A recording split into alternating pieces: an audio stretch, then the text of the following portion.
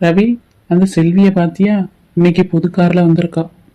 ஆமா குமாரு, பார்த்தேன். ரொம்ப நாள் கனவுன்னு சொன்னாலே சந்தோஷம்தான். என்னப்பா நீ, கனவா? ஒரு வருஷமா வேலை செய்யற பொண்ணுக்கு எப்படி கார் வாங்க துட்டு வரும்?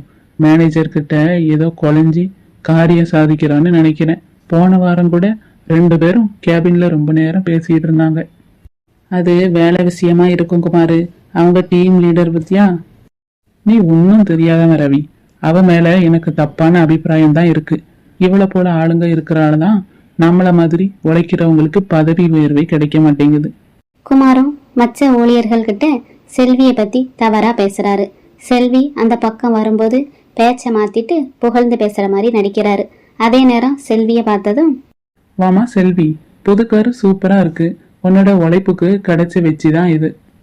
செல்வியும் சிரிச்சுக்கிட்டே ரொம்ப நன்றி குமார் சார்னு சொல்லிட்டு நகர்றாங்க. செல்வி நகர்ந்ததும் குமாரும் அங்க இருக்கிறவங்கள்ட்ட திரும்பியும் முணுமுணுக்கிறாரு.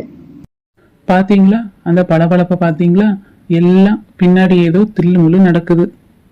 திடீர்னு குமாருக்கு மேனேஜர்ட்ட இருந்து அழைப்பும் வருது. குமார் பயத்தோட உள்ளேயும் போறாரு. அங்க செல்வி அழுதுகிட்டே உட்கார்ந்துருக்காங்க. மேனேஜர் ரூமுக்குள்ள குமார் நுழைஞ்சதும் மேனேஜரும் குமாரை உட்கார சொல்றாரு.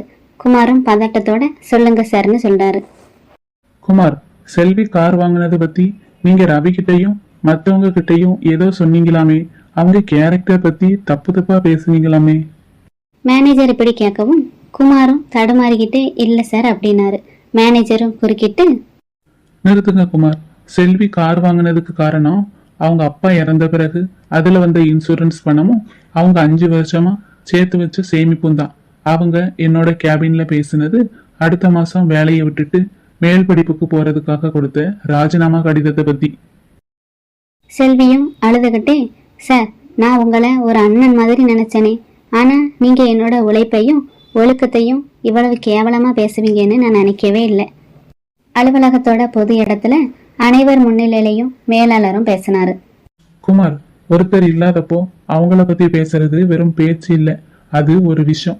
அது அவங்க நிம்மதியை மட்டும் இல்ல, உங்க நிம்மதியையும் அழிச்சிரும். இன்னைக்கு செல்வி மனம் உடைஞ்சு நிக்கிறாங்க. இதுக்கு யாரு காரணம்? மன்னிச்சிருங்க சார், நான் ஏதோ பொறாமையில பேசிட்டேன். அது இவ்வளவு பெரிய பாதிப்பை உண்டாக்கணும் நான் நினைக்கவே இல்லை சார். மன்னிச்சிரு செல்வி. செல்வி அமைதியா அவங்களோட இடத்துக்கும் போறாங்க. குமார் தனிமையா அமர்ந்திருக்காரு. மற்ற ஊழியர்கள் அவர்கிட்ட பேசுறதையே தவிர்த்துட்டாங்க. புறம் பேசுவதால அவர் சம்பாதிச்சு வச்சது தனிமை மட்டும்தான்.